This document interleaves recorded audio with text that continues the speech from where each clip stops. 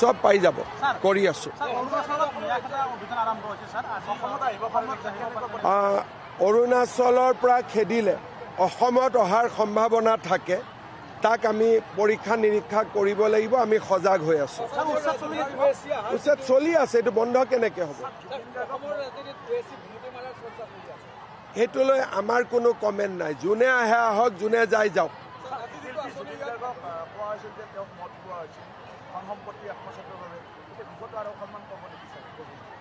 মই যিমান দূৰ জানো, জুবিনে মদ নিজে খোৱা নাছিলে। জুবিনৰ টকা পইচা যাতে হেৰফেৰ কৰিব পাৰি, যেতিয়া গান গাব গ'ল মদ খুৱাই দিলে, বিহু কমিটিয়ে 5 লাখ দিলে, 2.5 লাখ দিয়া বুলি জুবিনক কৈ দিলে, নিচাত থাকিব, ই 2.5 লাখ বুলিয়ে মানি ল'ব।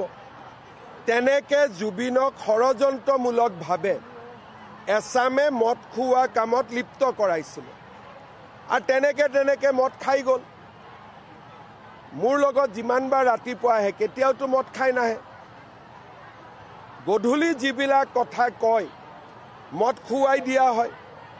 আৰু এতিয়া তদন্তত সেইটোৱে ওলাইছে যে জুবিনক মদ খুওৱা হৈছিলে, নিজে খোৱাৰ কথাটো নাছিলে। সেইকাৰণে মই ৰাইজক অনুৰোধ কৰিম, জুবিনক যাতে মদৰ লগত কোনেও এক কৰি নেপেলায়। কাৰণ সি নিজে মদ খোৱা নাছিল, জুবিনক মদ খুওৱা হৈছিলে। আৰু তদন্তৰ চাৰ্জশ্বিটত এই বিষয়ে আপোনালোকে বহুত কথা গম পাব। সেইকাৰণে জুবিনৰ সমাধিত গৈ যে এনে মদৰ বটল ঢালে, এইবিলাক চব ভুল। মদৰ লগত জুবিনে নিজে কেতিয়াও মদ খোৱা নাছিল। জীৱনত জুবিনক মই 50 বাৰতকৈ বেছি লগ পাইছোঁ। মোৰ লগত আহোঁতে তেওঁ কেতিয়াও মদ খাই অহা নাছিল।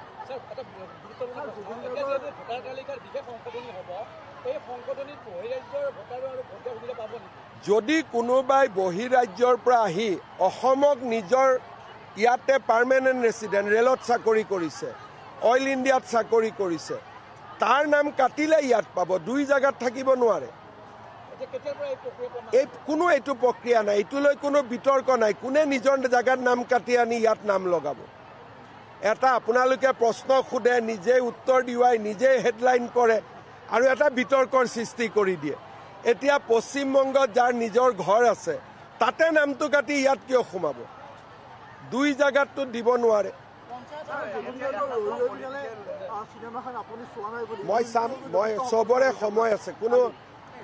মই অসমৰ মুখ্যমন্ত্ৰী হয়, কি কাম কেতিয়া কৰিব লাগে মই জানো।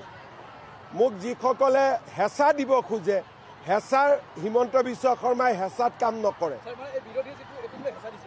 মানে কোনো হেঁচাতে মই নাহোঁ। মই নিজৰ মতে, মোৰ নিজৰ এটা গতি আছে, নিজৰ চিন্তা আছে।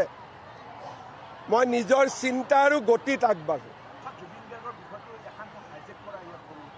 একো হাইজেক নাই, এতিয়াতো চব বুজি পাই গ'ল, এতিয়াতো চব পলালে, কোনো নাই, এতিয়াতো চব খালী হৈ গ'ল, এতিয়া এইটো চব পুৰণা হৈ গ'ল। আজিতো এইবিলাক চব গ'ল, মানুহে বুজি পালে যে জুবিনৰ সমাধিত গ'লে মদ খাবই, এইটো যে তেওঁৰ জীৱনৰ লগত নিমিলে, মানুহে গম পাই গ'ল। জুবিনক ন্যায় যে অকল বিজেপিয়ে দিব পাৰে তাকো গম পাই গ'ল। কালিতো অখিল গগৈ ক'ত আছে? কালিতো গোটেই অসমতে অখিল গগৈ কোনেও দেখা নাই। কোনোবাই দেখিছে নেকি? তেওঁ মুম্বাইত গৈ শাৰদ পাৱাৰক লগ কৰি আছে অখিল গগৈয়ে।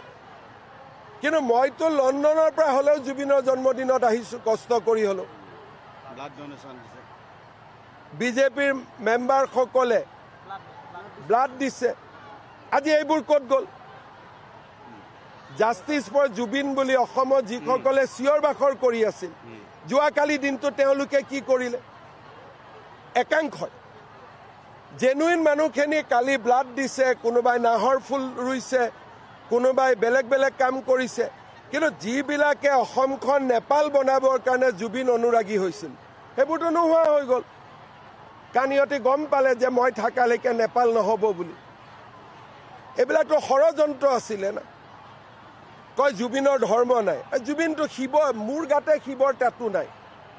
ইয়াতে পোষ্টাৰ মাৰি থৈ দিছে মোৰ ধৰ্ম নাই, জাতি নাই। আৰে জুবিন হিন্দু আছিলে। এইবিলাক চিনেমাৰ ডাইলগটো নিজৰ কাৰণে লগাই লৈ গ'ল। এইবিলাকতো চব আৰু 10 তাৰিখৰ পিছততো আৰু মুখৰ মাত বন্ধ হৈ যাব। আমি যেনেকৈ তদন্ত কৰিছোঁ কাকো ৰেহাই দিয়া নাই। 10 তাৰিখৰ আগতে মইতো 8 বুলি ভাবি আছোঁ, 8 নহ'লেও 10।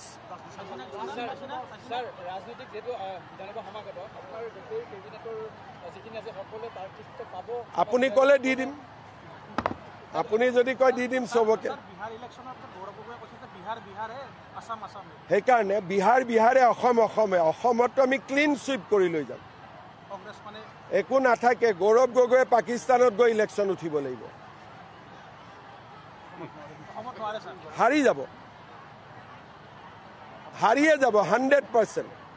কাৰণ অসমৰ মানুহৰ মেইন চিন্তা হৈছে মিয়াক লৈ। মিয়াক সমৰ্থন কৰা মানুহক অসমীয়াই ভোট নিদিয়ে। তেওঁলোকে সেইকাৰণে এভিকশ্যন যাতে নহয়, মিয়াই যাতে ৰক্ষা পায়, সেইকাৰণে ইমান দিনে জুবিনক লৈ ৰাজনীতি কৰি আছিল।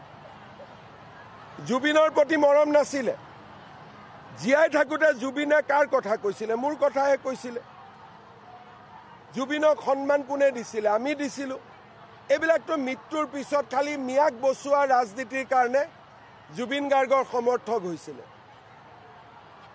আচল জুবিন গাৰ্গৰ সমৰ্থক অসমীয়া মানুহখিনি। লাহে লাহে প্ৰমাণ হৈ আছে। কোনোবা মিয়াৰ জলচাত জুবিনৰ ফটো দেখিছে নেকি? কোনোবা মিয়াৰ ধৰ্মসভাত জুবিনৰ ফটো দেখিছে নেকি?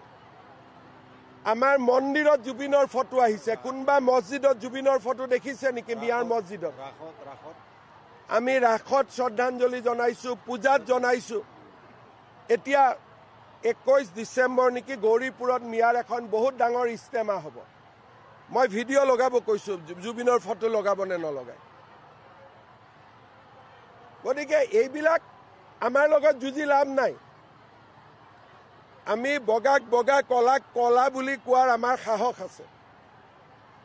আৰু আমি ৰাজনীতি আৱেগক লৈ কৰা নাই, আমি কাম কৰি ৰাজনীতি কৰিছোঁ। সেইকাৰণে আমি এইবিলাক ভয়ো নাখাওঁ। আমাক ভয় খুৱাব চেষ্টা কৰি লাভ নাই।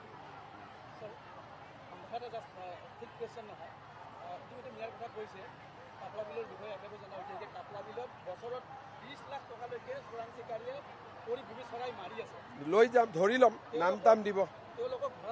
হ'ব, মোক ক'ব, মই ধৰাই ল'ম। নতুন SP আহিছে, SPক আপোনালোকে বস্তুখিনি বুজাই দিব।